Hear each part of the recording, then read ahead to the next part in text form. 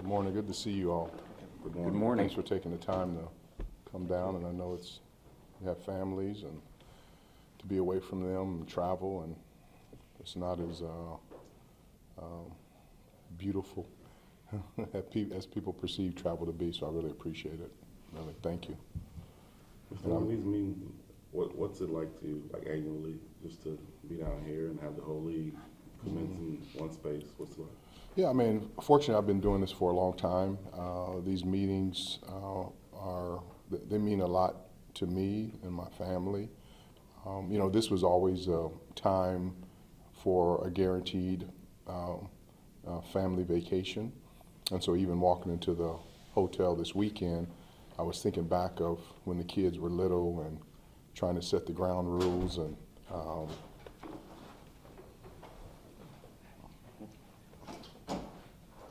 so it's always special. Your life evolves. That's from a personal standpoint. So to spend time with my wife Greta is always good. Now the kids have grown on, and we were at Notre Dame this weekend. Our daughter Perry is a first-year law student, so we went from South Bend to Chicago back here, and our son Powers is in Chicago trying to get a business launch, so they didn't come down. And then from a business standpoint, to have an opportunity to have everyone in the National Football League under one roof. I mean, you think about that doesn't even happen at the Super Bowl because some people don't attend. So this is the one time that the NFL comes together, really as family, but to deal with certain business issues and football issues, but to spend a lot of time. And the meetings are really productive. Commissioner Goodell does an excellent job of setting a great agenda. The meetings are productive, but some of the also productive time are the meetings outside of the meetings, and that's what I look forward to. So it's a time to come together that means a lot to me personally and professionally. Kevin, it's going to be a special weekend in Canton coming up in August with two Bears going into the Hall of Fame and Really Bears three. playing the Texans. Yeah. It is. I mean, the Hall of Fame, I mean, you think about less than 400 individuals to be in the Hall of Fame. Of all the people who've played and coached and administered the incredible game of football is really special.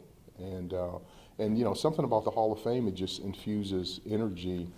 I know for me, just going there, and being in Minnesota, we had a lot of former players who went into the Hall, and it's a special time. And so it's always good to go and see their busts and people who've meant so much to me, especially at the Rams. And we have a handful of people there, especially Coach Vermeil and Kurt Warner and Lando Pace and Marshall Faulk and Isaac Bruce, just to think to have been with that one group of individuals and have them in the Hall of Fame. But to have Devin Hester, who is unquestionably the most talented, most dynamic kickoff special teams returner in the history of the game, and then Steve McMichael, and my heart goes out to Steve and really what he meant. He was just a ferocious and relentless player, and to play that position for that long at that level is just unmatched. And then Julius Peppers. I mean, that was one of the really big free agent signings for the Bears, and what he brought to the table. You don't really realize how big of a man Julius is and how athletic he was. And I remember him back playing basketball in North Carolina. And he's just, all three of those men are just talented football players, but they're talented people. And the game of football is better because they chose this sport. Kevin, as it pertains to the stadium, how do you describe the momentum toward the lakefront downtown vision that you have right now? Yeah, I mean, all of these projects are, that's a great word. They require momentum. They require vision. They require tenacity. They require a lot of thought and planning, but they also require momentum. And I strongly believe that we're building a momentum to that museum, area.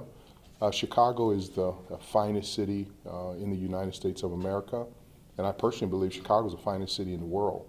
And for us to be able to have that combination of the museum campus, those beautiful buildings along the lakefront, and when I say lakefront, a lake that you can swim in, that's blue and it's clean with a beach, with the backdrop of the greatest architecture of a city, especially a major city in the country. So when you have that combination of the museum, the lakefront, the beach, the architecture, and most of all, what makes Chicago special is the people.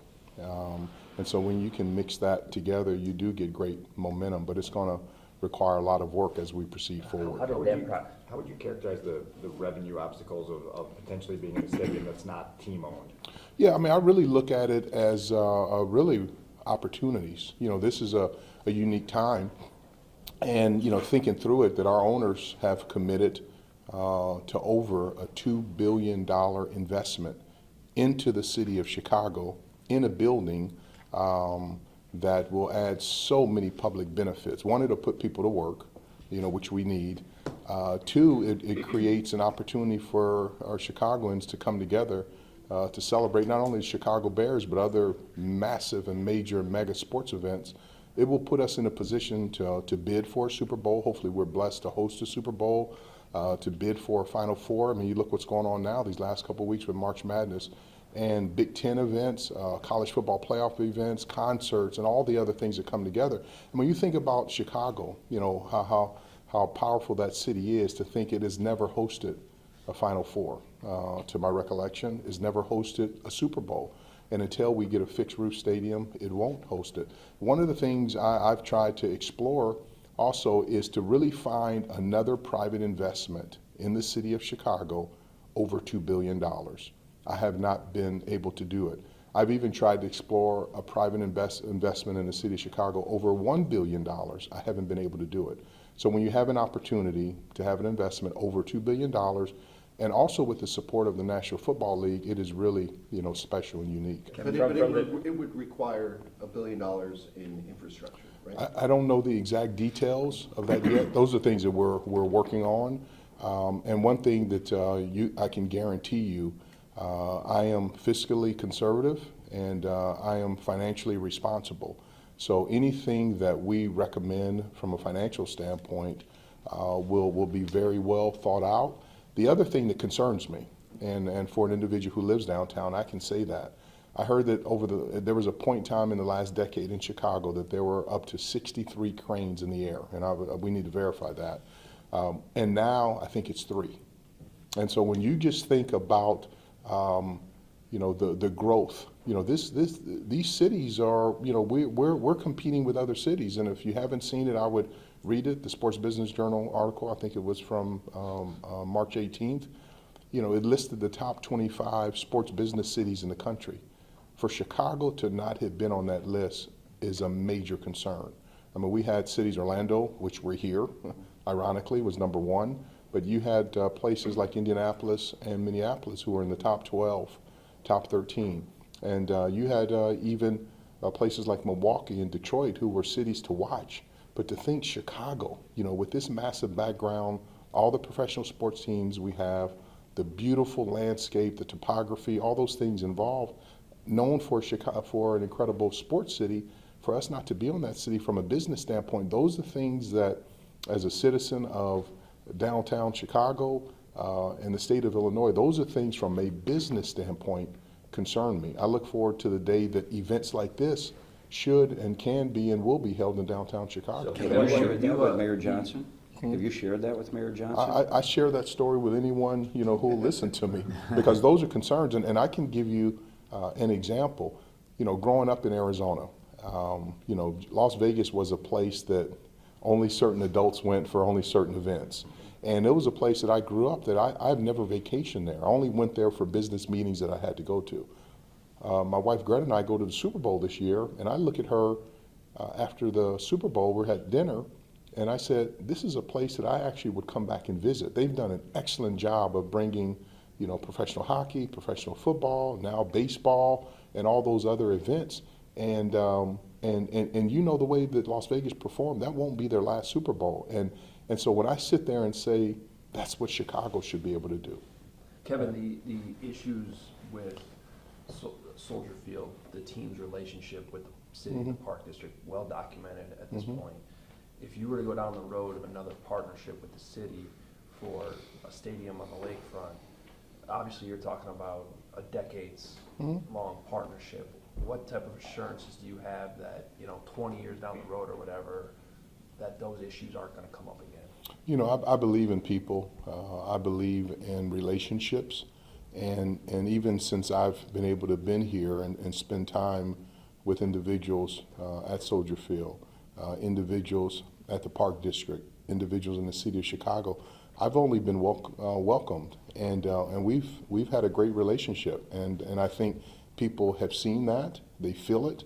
And I'm just confident that when you have a common goal that people can focus on and come together, I'm confident that we'll have a positive, relationship as we go forward. And so one of the things I promised myself when I started on April 17th of last year, I was going to understand and appreciate and embrace the history of the Chicago Bears and all the relationships, but any tension or negativity, I was not going to take it forward. And so I started from scratch, and I feel that we have not only great from a business relationship, but we've developed a personal relationship, and we've worked together very well. So I'm pleased with the way that it's gone, and I look forward to even building stronger relationships in the future. So that's an area not really a concern of mine, but a good question. So what happens next with the Arlington site? And I guess how would you characterize, from the team's perspective, why the Chicago project eventually gained more momentum than Arlington? Yeah, I mean, we are the largest landowner in Arlington Heights right now, 326 acres.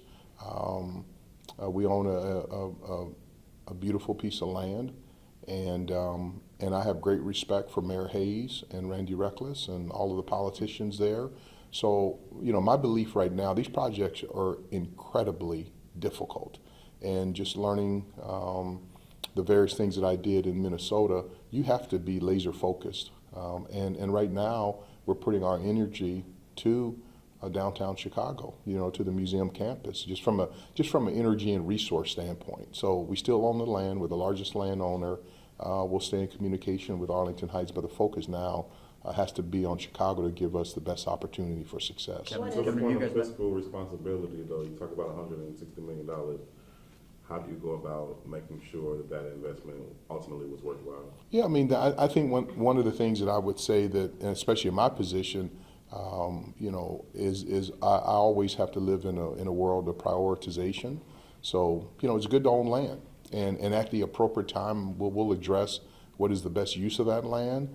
But for now, the energy, and the efforts of our individuals internally, but with our consultants and ownership is focused on Chicago. But it's not bad to own 326 acres in Arlington Heights. Kevin, you mentioned being laser focused on the city right now, but Yes. as you look at the timeline, what is your desired timeline to have something firm of like we're doing this is the plan that's set? I mean, I think over sometime here in the near future, you'll see a specific plan that we're going to roll out. That's one of the reasons why we've been spending a large amount of time just making sure that we line everything up.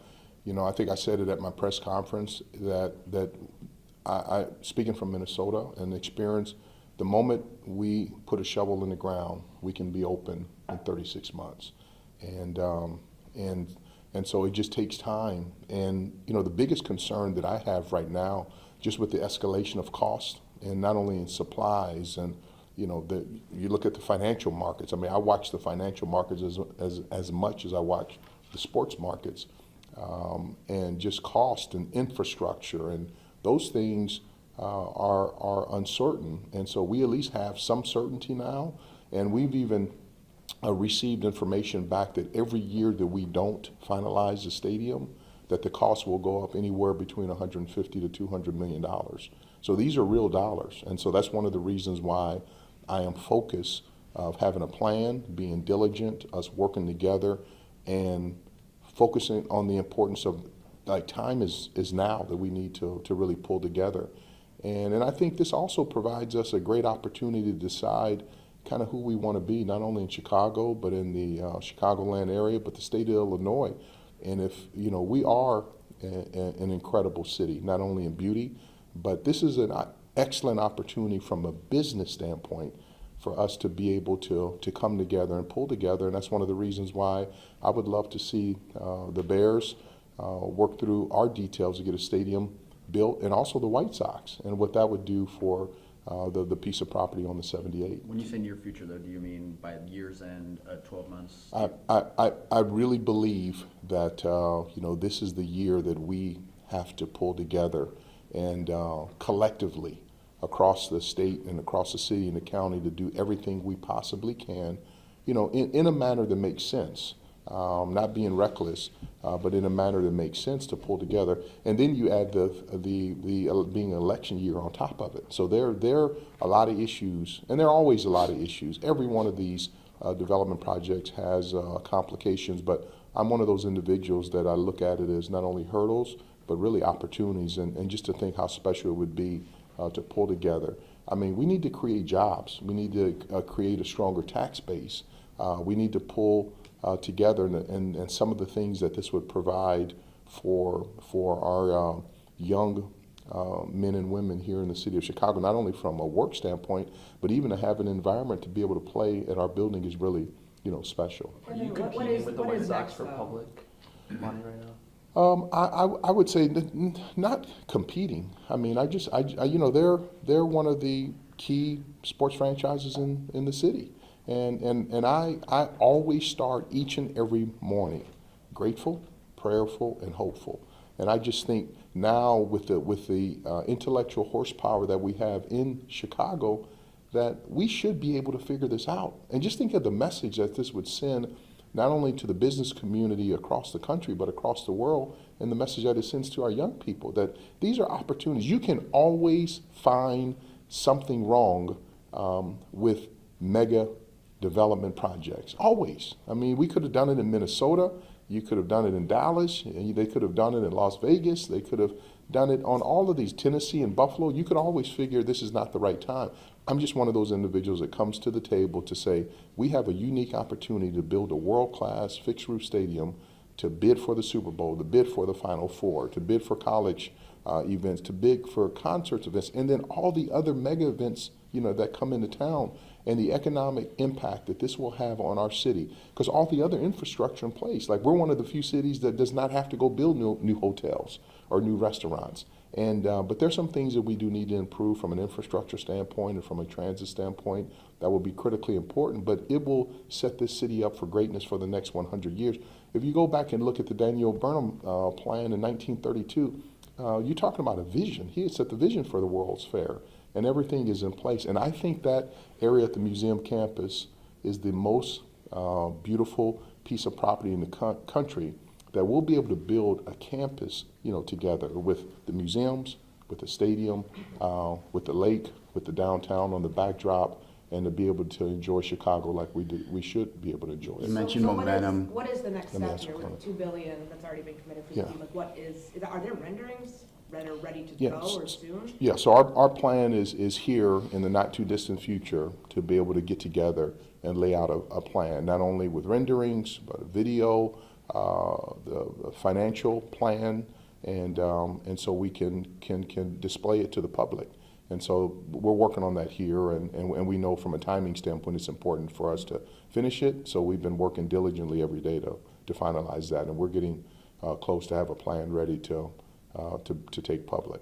As somebody, oh, go ahead, Jeff. Yeah. No, you mentioned momentum, so clearly it's a fire with the Bears, but all the collective parties that need to be involved to come together, would you say it's a spark of momentum or a blaze of fire? No, momentum? I think it's momentum at every single level, and again, I also was thinking back, because history can be our guide. I was thinking back, when's the last time that a city, a county, and state had an opportunity to get two new buildings done at the same time? And I'm always one of the ones that think about just learning from Minnesota. If we had another project, and it was magical what we did at US Bank Stadium, but if we had another project, even from a construction job standpoint of what you can do from a timing to put people to work, which is critically important. And as I said, living downtown, I make the commute to Hallis Hall every day. And one of the things I always look at leaving the city, and one of the things I always look at coming home to the city, is I always look for cranes in the air. And that's always a sign of progress, but is also a sign of future stability.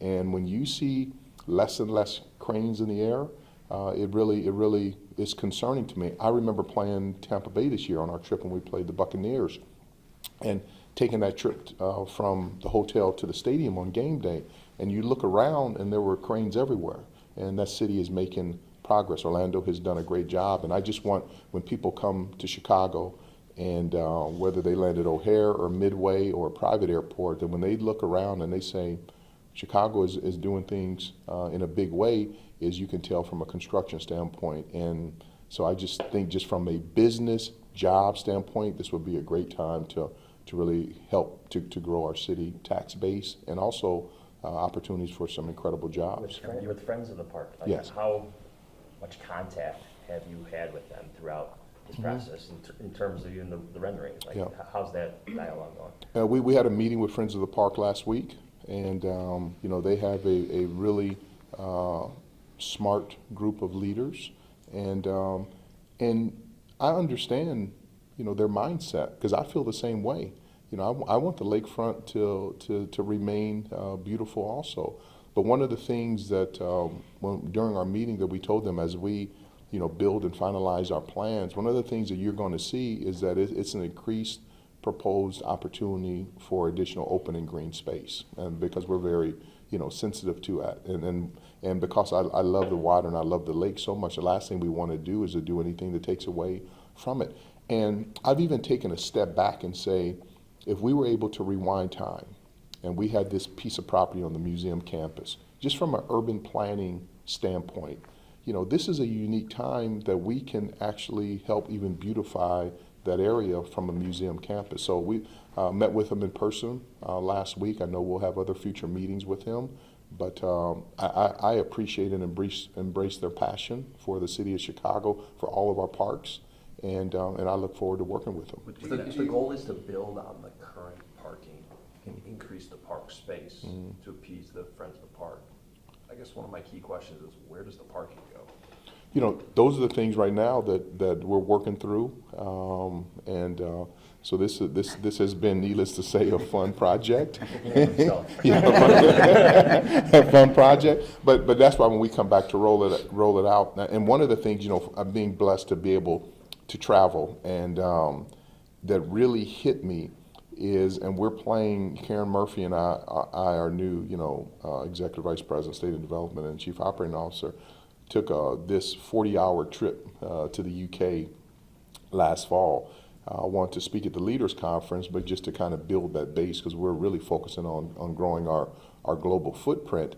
And we toured Tottenham. This is before that we knew that we would be playing in London this year, but toured Tottenham. So I was there during the construction. Karen and I we looked at each other when we were heading back to the airport, and I said that, one good thing about travel is puts things into context. There are literally houses and businesses across the street. And when I say across the street, I'm not talking about a mega street, with on the same street. And I started to think that, this is back to looking at an opportunity. People, you can figure these things out. And so if any of these stadium development projects, if your mindset is to, this cannot work, you can find enough things to say it won't work.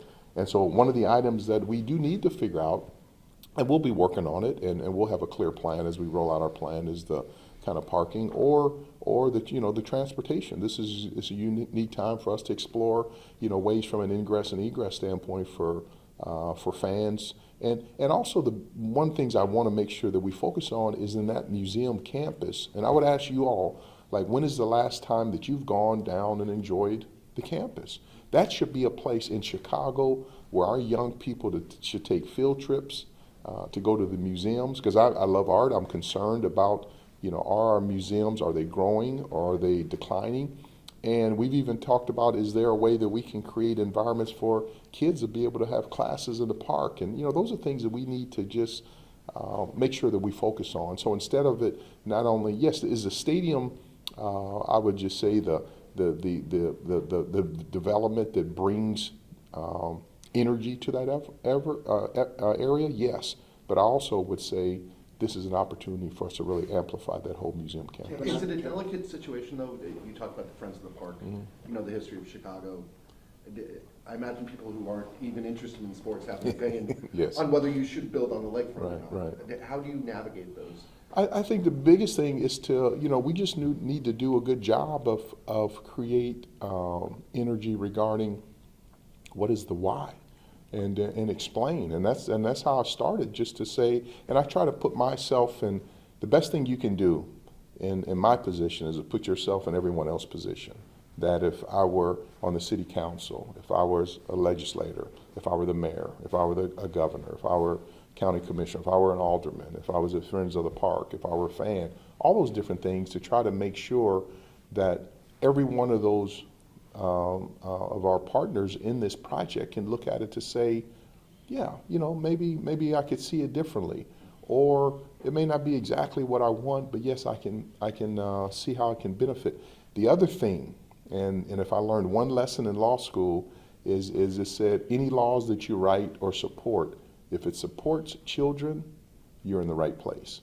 And I think one of the things, and you have my word on this stadium, this will be not only about the Chicago Bears playing football here, it will be designed in a manner to give our young people an opportunity to, one, believe that big things can happen, to live in a city that they can be proud of, but to be able to amplify their relationship with museum, with art, with music, with sport, with business, to be able to come together. I remember at US Bank Stadium, we would have students who came over to US Bank Stadium who were interested in engineering, and they were able to do different things, throw a paper airplane, and how long did it take, and physics. And so there's so many different things. This is just not a place that you play football or a place that you play sports. And as you'll see that as we roll out our plan, even the diversity, equity, inclusion work program, but when you see the jobs and the taxes and the economic development and the opportunity for people to come together, the learnings for students, and to be able to pull together the park system, it's much more, than a stadium. Kevin, to switch gears to football for a minute. With the pre-draft process, Yes. I'm curious your role. Are you with the scout meetings? What's your communication with Ryan? Are you watching tape on your own? What are all the different things that you do to help support him and your role in this? Yeah, and I said it when I came here. I have one focal point, is to win the first of many Super Bowl trophies with the Chicago Bears as we go forward. And so my role in this process is to support Ryan, Matt, all of their staff, everyone in the building, is to be there from a support system to help us win.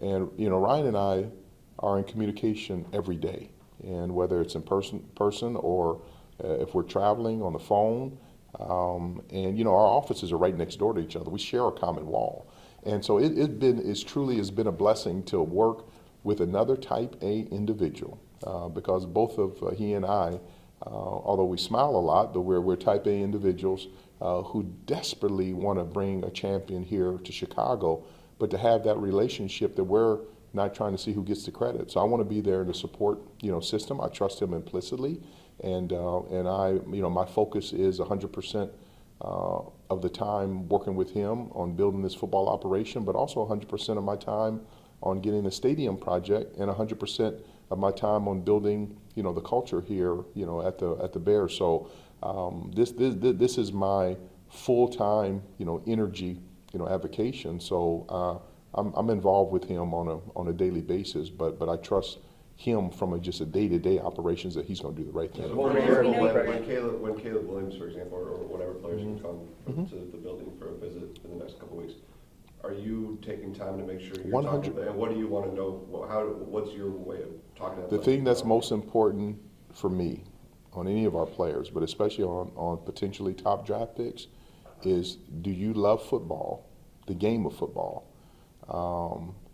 And where's your heart? Are you passionate? Do you want to be a champion? Are you willing to do things the right way? And Chicago is a very special place. I mean, I am absolutely just some days just move to emotion. I was moved to emotion this morning during my quiet prayer time thinking about Miss McCaskey, to have an opportunity. That is George Hallis's daughter. And I was with her at a banquet 2 weeks ago and was able to sit next to her and have a conversation. And so when you think back how close, the McCaskies in our building, who we deal with every single day, how that so close correlates to the beginning of the National Football League. And so a lot of these things that we're talking about even in our meetings, George Howe, they were there from the beginning. And so I ask myself daily, what would be important to George Hallis? And yes, was he a traditionalist? Yes. Did he create the Bears as a founding member of the league? But also he was creative and forward thinking. So the thing that I want to make sure that we have with all of our players, but our top draft picks, is they need to understand the history and tradition of the Chicago Bears and understand the history and tradition of these fans. These are the greatest fans in the NFL and what it takes to be a champion here and the opportunity that we have. And that's what's so exciting. Specifically to that end, what have been your interactions with Caleb? Yep. And what are the questions that you hope Ryan is drilling down on? I mean, I got an opportunity to meet him at the combine, and I look forward to having a chance to spend time with our draft picks. I mean, the potential He's draft the picks. most important one. Well, I don't. I mean, that's where Ryan would get into the specifics. I think everyone we draft this year will be most important. And I mean, you look at the '85 Bears. I mean, that team was built. A lot of that team was built on one draft. And so all of the individuals who visit on their top 30 visits, all of them, I'll have a chance to spend time with them. But I trust Ryan's process on whoever he recommends that the 2 draft picks that we have in the first round and all of our other draft picks. Ryan is very diligent. I mean, that's the thing of it is, and Ian Cunningham and our other scouts. I mean, they are very organized. I got a chance to spend the entire draft last year with them in the draft room, and have sat in on some of the draft meetings this offseason and even free agent meetings. And I think the way that you've seen him to be able to turn our roster over in 24 months, that's not luck. I mean, that is someone who has been diligent, who's organized, who understands the league. And I think the biggest thing that has been most impressive about Ryan and Coach, especially this offseason, is that they've both been disciplined. They have the mindset. Yeah, they didn't like winning 3 games the first year. None of us like winning 7 games this past year, but they've remained disciplined to make the decisions like we were a playoff team. And that's hard to do because when you feel like you can turn this roster quickly, sometimes you'll reach on decisions. And the thing that's been most impressive about Ryan and Coach and also our scouting staff is that we've remained disciplined. I'm grateful to the McCaskey family. They've provided us with the resources to make those certain decisions. But if you look at all of our draft picks last year and even the first year and the free agent signings these last 2 classes, they've been very methodical and disciplined choices. Kevin, we know you were a supporter of Justin Fields. Mm-hmm. What was your view of the trade of Fields? I mean, that's again that's doing things the right way. One of the things I appreciated the most is that we wanted to do right by Justin, and Pittsburgh was the best trade destination for him. And I think in the long term, no different than building relationships with people, and from a stadium standpoint, if you do right by people in the long term, both short and long, but in the long term, those things come back to you in ways that you really hadn't planned. And Justin's, obviously I had a relationship with him, from the Big Ten standpoint. I wish him well, and I say that sincerely. And it was, I'm glad that we were able to do right by him. And that, again, was another critical data point to show you who Ryan Poles is, that he's going to build this with integrity and class. And when he says he cares about people and players, is great. And I even, just listening to him yesterday when he talked about, his son, having Mason having Justin Fields' jersey on his wall. That's one of the things that people fail to realize. Just there are personal elements with all of our families, that kind of intertwine, with our jobs. But Ryan has done an excellent job, and I expect him to continually do so. Kevin, to be clear on this, couple more to be clear, just to be clear on the stadium, if everything comes together, Yes. you guys have said the focus is now the lakefront. Yep. Everything comes together, all the obstacles, the money. The plan is to put a shovel on the ground on the lakefront, or does Arlington Heights get a chance to come back? And give you guys The plan would be to put a shovel on the ground on the lakefront. You trust Ryan and Coach, obviously, but it's also your responsibility to evaluate them. Yes. They made a big decision at the quarterback position this year. Does that affect how you go about expectations leading into the 24 season and your ultimate evaluation of their roles and responsibilities? I mean, my expectations are always, high every season. The good thing about, when I see the confetti at the Super Bowl, I always turn and look to my wife, Greta, and say we're all 0-0. And so my expectation is to have the mindset to win every football game and to do everything that we possibly can. And that's why I will continually pour my heart and soul. I love this franchise. I love the Chicago Bears. I love our fans. We are so blessed to be in the National Football League, and I want to make sure that we leave no stones unturned and we pull together. I never, ever want us to be in a position to say, boy, if we had had a little bit more kind of just moxie and made that decision, it would have set us on the right path. And this, success in the NFL is all about a culmination of really good decisions. And that's why at the end of every one of my meetings with Ryan, we have a standing weekly meeting. We talk every day, but always look at him and ask him, do you have everything you need for us to be a champion? And as long as he continues to say yes, then we're moving in the right direction. Kevin, back to when you met with Caleb at the combine, what were your impressions of him as a young man? I think there's so many draft picks that are impressive. These young men coming out of college now, they are so mature, and so I enjoy. That's one of the things about the combine. Early in my career, I would go and stay there the entire time. Now I'm there for typically 2 days.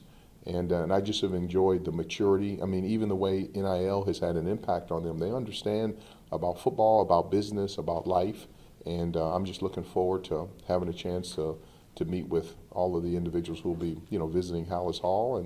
And there's, you talking about draft day energy. There are very few things in life that are more exciting than making that drive that morning into going to work, getting ready for the draft. So I'm excited because this is a year that hopefully we can take another step with drafting some incredibly talented players who will be able to help us immediately, whoever it is. Do you have interest in Hard Knocks?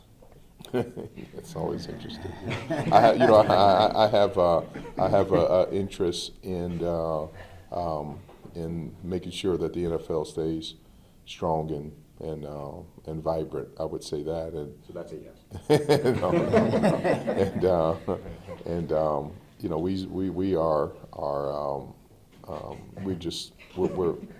I'm saying sincerely, we have other things that we'll be announcing too, but when you think about even the Hall of Fame game, I mean, just think about, when's the last time someone played in the Hall of Fame game and played in one of the international games in the same year? It's special, and I say that to our staff. We've been fortunate to make some great hires, and Karen Murphy, been there 25 years, to see her talented woman, get promoted to be able to work hand in hand with me and all of us on the stadium, to be chief operating officer. Mika Morris, who you all are going to love, she's JoJo White's daughter. I mean, just think of your father's a Hall of Famer, and first to have her come from the Twins is really going to be great as our chief business and revenue officer. Then Corey Ruff getting promoted to chief of staff, and then Tanya Dreesen, who was with me. I'm always strongly believe you always have to have a handful of people who've worked with you in the past. Tanya worked with me for over a decade in Minnesota and from Toronto, just an international component.